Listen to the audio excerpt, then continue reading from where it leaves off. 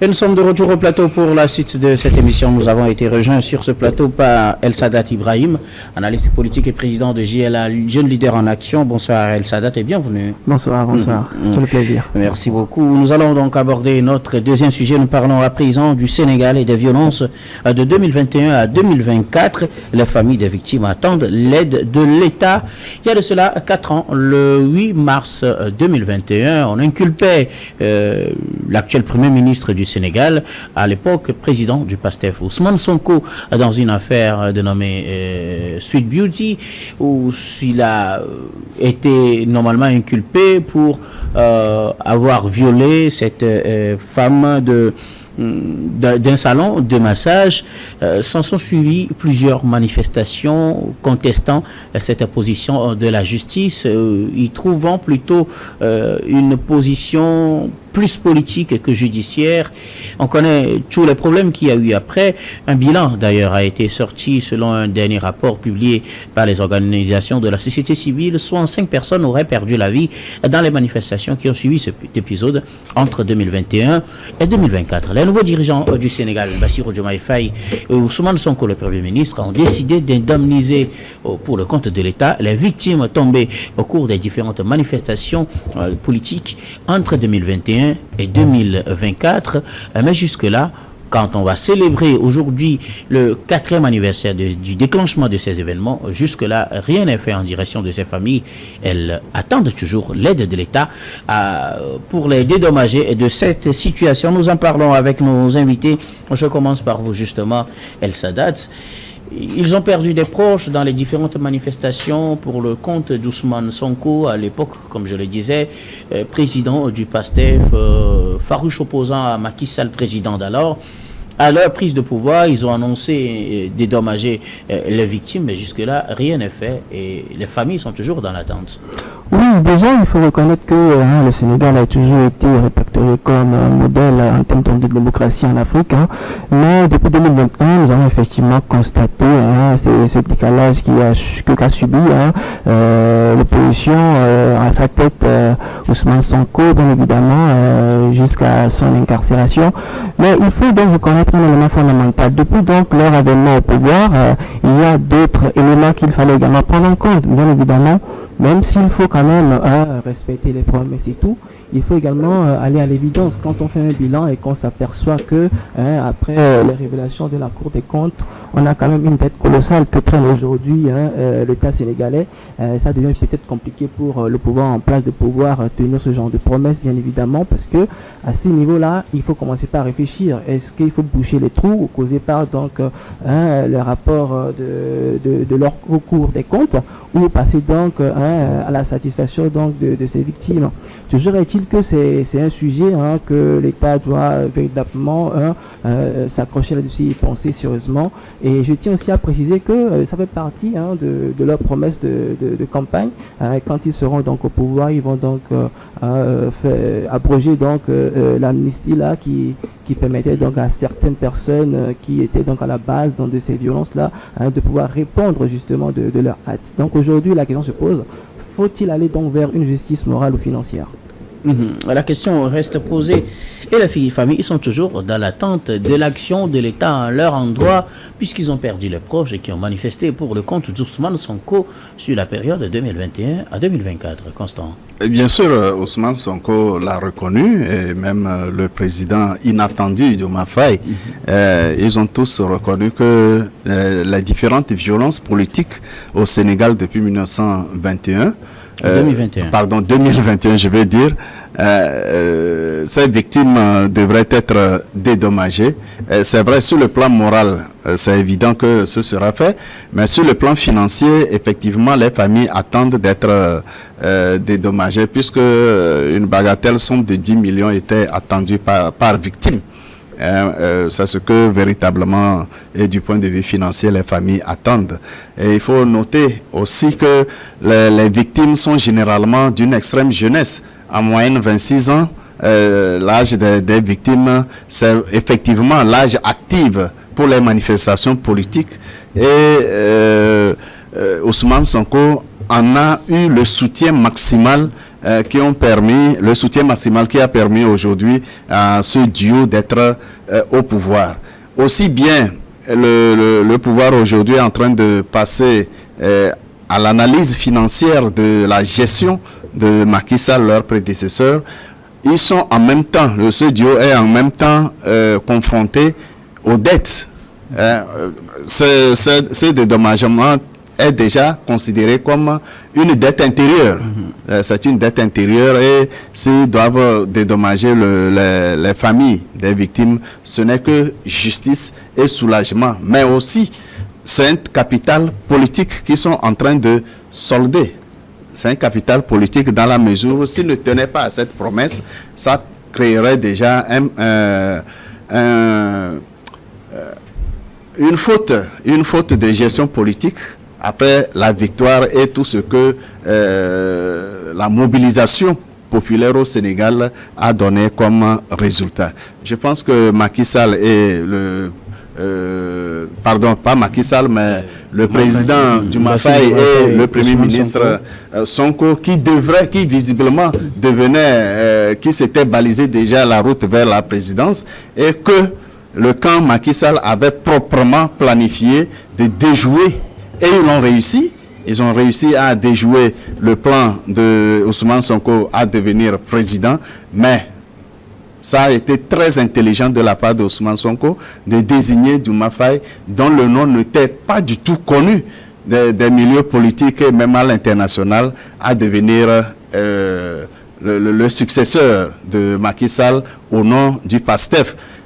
Je me dis, même un mouton candidat au nom de PASTEF gagnerait ces élections parce que Macky Sall avait suffisamment compromis son camp politique et avait grandi plutôt le camp PASTEF par ses poursuites incessantes, ses emprisonnements sans raison, parce que coûte, on voudrait maintenir le pouvoir. Merci beaucoup, Constant Lemou.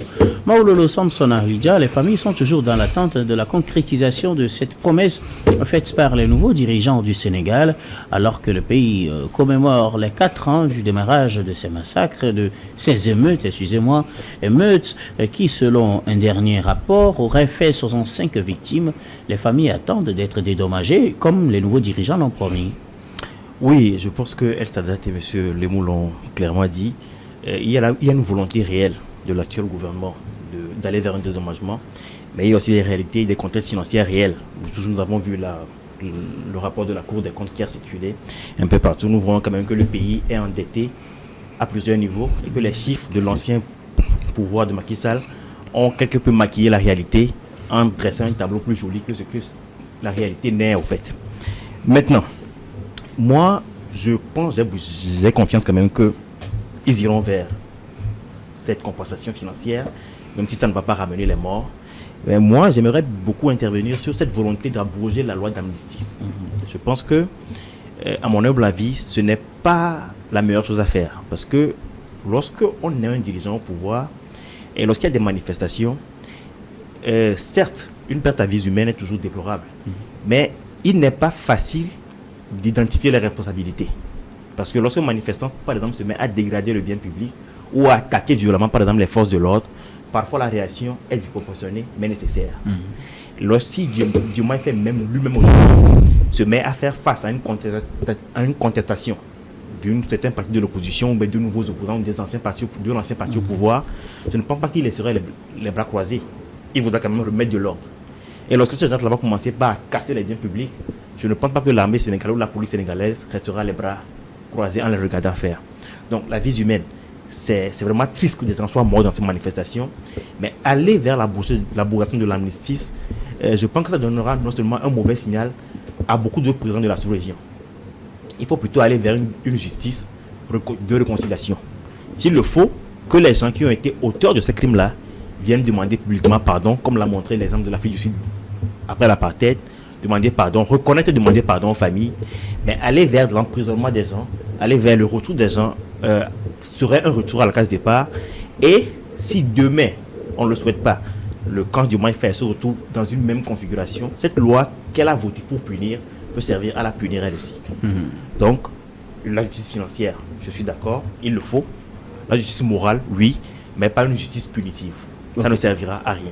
Alors, qu'est-ce qui fait que jusque-là, ça fait 4 ans, c'est vrai, Ousmane Sonko, Bassirou Diomaye Faye, ou du moins Bassirou Diomaye Faye, président, n'a pris le pouvoir qu'en avril 2024. Disons, il fait pratiquement un an. Qu'est-ce qui fait que ce sujet est aussi intéressant et très important, je dirais, puisqu'il a été dans leur histoire politique, l'histoire politique du PASTEF bien sûr, un sujet non négligeable. Qu'est-ce qui fait qu'il n'a pas été traité comme un dossier prioritaire jusqu'à présent, pratiquement un an après qu'ils aient pris le pouvoir, Sadat? Oui, en fait, ce que je réalise, comme je le disais, quand tu viens au pouvoir et que tu fais déjà un bilan et que tu t'aperçois que, au-delà donc de la dette, il y a donc une gestion opaque des institutions de l'État ou bien donc de la gouvernance en général. Là, il faut quand même redéfinir les priorités parce que c'est important, parce que tu ne peux pas à un moment donné aller donc à la va-vite, comme on le dit souvent. Imaginons, avant donc de prendre le pouvoir, il n'a pas forcément réalisé qu'il va faire face donc à cette dette-là qu'il a réalisée. Quelque part, c'est une surprise pour lui et il faut donc se réadapter par rapport à cela et redéfinir clairement les priorités et en fonction maintenant donc de la nouvelle réalité, redéfinir un autre calendrier qui va justement leur permettre de pouvoir mettre les citoyens donc dans leurs droits.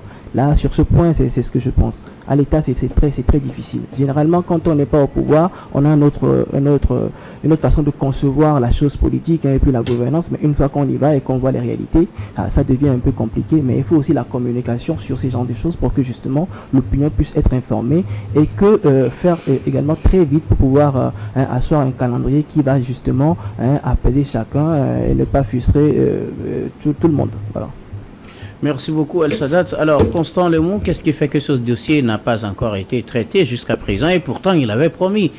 Bon, on sait que ces derniers temps, ce qui fait leur priorité, c'est cette affaire de finances, mauvaise gestion des comptes de l'État avec l'époque Macky Sall et tout ce qu'on en sait. Mais qu'est-ce qui fait que ce sujet semble être relégué au second plan alors que, comme je le disais, il s'agit d'un sujet primordial dans l'histoire politique du PASTEF? Guillaume, vous savez, lorsqu'il y a de ces abus qui font des pertes en vies humaines, les familles victimes se reconnaissent. Mais il faut formellement identifier toutes les victimes pour s'assurer du nombre et constituer cette base de données des victimes avant que le pouvoir ne passe à la phase de réparation. Sans ce travail préalable, le travail de dédommagement peut aller dans tous les sens. Parce que dans la même période, pour des raisons directement liées ou non, il y a eu d'autres victimes et dont les familles pourraient se réclamer aussi du droit de bénéficier de l'indemnisation. C'est vrai, actuellement, le pays est confronté à un surendettement, piège dans lequel Macky Sall a tendu le nouveau pouvoir. Mais le Sénégal a suffisamment de ressources pour gérer concomitamment cette dette aussi lourde et le dédommagement qui coûterait environ 630 millions environ. Ce n'est pas de la mer à boire pour l'économie ou la trésorerie sénégalaise. Mais il fallait d'abord ce travail préalable. Là où je ne suis pas d'accord avec Samson, le problème à la base, c'est que Macky Sall, ayant constaté ces abus des forces de l'ordre en atteignant la vie humaine des manifestants, n'a pas organisé une justice pour ces victimes-là. Il a juste décidé d'amnistier tous les auteurs de ces grabuges, ce qui n'est pas normal. Et je pense que c'est à raison que le pouvoir actuel peut revenir sur ce dossier, que les coupables, qu'ils aient été instruits ou qu'ils aient pris l'initiative par zèle politique, vous le savez très bien, qu'il y en a qui le font, que ce soit au sein des forces de l'ordre ou des civils qui portent un pan du pouvoir, cherchent à se faire voir par la violence ou la maltraitance des autres citoyens parce qu'ils veulent taper dans l'œil du dirigeant. C'est à juste titre pour, que le pouvoir a décidé de revenir sur ce dossier, que les coupables soient jugés, condamnés, et s'il y a une loi d'amnistie, qu'ils puissent bénéficier de l'amnistie, mais ils auront été tenus responsables des actes qu'ils ont posés directement ou indirectement. C'est ça que nous pouvons considérer comme une justice politique. Une justice politique, ce que la justice réconciliation. Voilà. Une fois que les coupables reconnaissent leur tort devant les victimes, les familles des victimes, eh bien, ce sera un soulagement moral pour tout le monde et c'est important. Est-ce que ça ne va pas plutôt créer un élan de vengeance? C'est ce que j'ai dit. Non, ce n'est pas une question de vengeance. Rendre justice permet d'éviter justement la vengeance. Parce qu'aujourd'hui, le PASTEF étant au pouvoir, les familles victimes, quand même, peuvent se donner le luxe d'organiser une vengeance à l'endroit des hommes de Macky Sall qui ont créé du tort à ces familles-là. Alors, pour éviter cela, pour éviter peut-être un prochain bain de sang, un prochain affrontement entre les familles des victimes et les auteurs qui sont formellement identifiés comme responsables de cette tuerie, je pense que la justice réconciliation vaut la peine pour garantir la paix sociale au Sénégal. Samson? Oui, non, c'est ce que vient de dire Lemou, c'est ce que je disais aussi, qu'il faut une justice de réconciliation et non une justice punitive. Une justice transitionnelle. Exactement. Et le cas de l'Afrique du Sud en dit long. Il faut que les auteurs des actions viennent reconnaître ce qu'ils ont fait et dire clairement aux familles des victimes, nous sommes désolés, nous avons été, mais nous reconnaissons, nous sommes désolés. Mais il ne s'agit pas de prendre des gens et de les enfermer parce que ça donne un très mauvais précédent et ça peut avoir des conséquences très néfastes aussi bien pour le Sénégal que pour la sous-région. Alors, est-ce qu'il faut estimer que le fait qu'après avoir promis de dédommager les familles des victimes, il n'y a pas eu réellement d'action concrète sur le terrain, est-ce qu'il faut l'interpréter comme une mauvaise volonté des dirigeants de mettre en pratique ce qu'ils ont décidé, ou plutôt parce qu'il y avait eu d'autres contraintes? Je parlais tout à l'heure des questions financières avec la gestion à l'époque Macky Sall. Bon, je dirais plutôt qu'il y a peut-être eu un défaut d'attention par rapport à ce dossier, parce que le montant du dédommagement total, c'est un montant assez important, mais je pense que le Sénégal a quand même les moyens de trouver ce montant et de mobiliser cette somme pour dédommager les familles. On parle de cette dette, mais il faut pratiquement 100% du PIB, il ne faut pas oublier. Oui, je sais, c'est du PIB, mais le PIB du Sénégal, ce n'est pas non plus 600 millions de francs CFA. C'est beaucoup de milliards de francs CFA, beaucoup de milliards de dollars. Donc, c'est vrai, ça serait difficile, ça serait compliqué, mais si c'est un projet prioritaire, si le gouvernement décide de le faire, ils le feront, et après, ils auront les moyens de mobiliser les recettes publiques pour pouvoir combler ce trou-là. Ce n'est pas quelque chose d'impossible. Mais il faut dire qu'après avoir pris le pouvoir, ils ont d'abord été dans un bras de fer pendant longtemps avec le Parlement qui était acquis à Macky Sall. Ils ont dû maintenant refaire les élections. Il faut dire qu'ils ont eu d'autres priorités pour le moment. Je ne dirais pas que le dossier n'est plus un dossier prioritaire, mais ce dossier a manqué d'attention et j'ai bon espoir qu'ils le feront dans les prochaines semaines ou dans les prochains mois. Ce n'est pas un dossier donc relégué au second plan. Selon moi, non. Parmi les priorités. Exactement, un défaut d'attention. Oui, enfin, je me rapidement rebondir au fait d'abroger la loi d'amnistie ou pas. Il faut quand même faire la part des choses. Aujourd'hui, il faut quand même arriver à décourager cet état de choses quand on est en manifestation. Ça devient tellement plus facile que, oui, quand il y a manifestation, il faut aller donc au désordre, tuer des personnes, alors que la vie humaine pour moi elle est sacrée, et après revenir dire que non, on va juste faire une justice sociale. Non, il faut faire une justice sociale peut-être, mais aussi faire une justice punitive pour que justement les personnes qui sont toujours tentées vers cela puissent ne pas tout le temps être enclins à aller rapidement vers la violence quand il y a donc ces genres de situations. Donc du coup, je vais revenir dans cela. C'est les deux éléments. Après maintenant, il peut s'en suivre le fait qu'il puisse y avoir donc une grâce présidentielle ou autre chose, mais en l'état, d'abord passer par la justice punitive pour justement rétablir l'ordre et donner un peu de quoi d'inquiétude dans le cœur de tout le monde. Merci beaucoup. Merci beaucoup. À vous tous pour vos contributions. Quelque chose à ajouter, Constant Lemou? Pas du tout. Le duo Macky Sall de Mafaye est en œuvre. Je pense que Samson l'a bien indiqué. Dès la prise de pouvoir, il fallait s'attaquer aux dossiers les plus importants.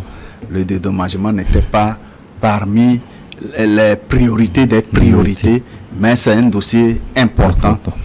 Il fallait d'abord faire un travail de fond, constituer la liste effective des victimes avant de passer à l'étape du dédommagement effectif. Merci beaucoup à vous tous pour vos contributions. Nous allons marquer une nouvelle pause pour le journal. On reviendra tout à l'heure pour la suite de cette émission.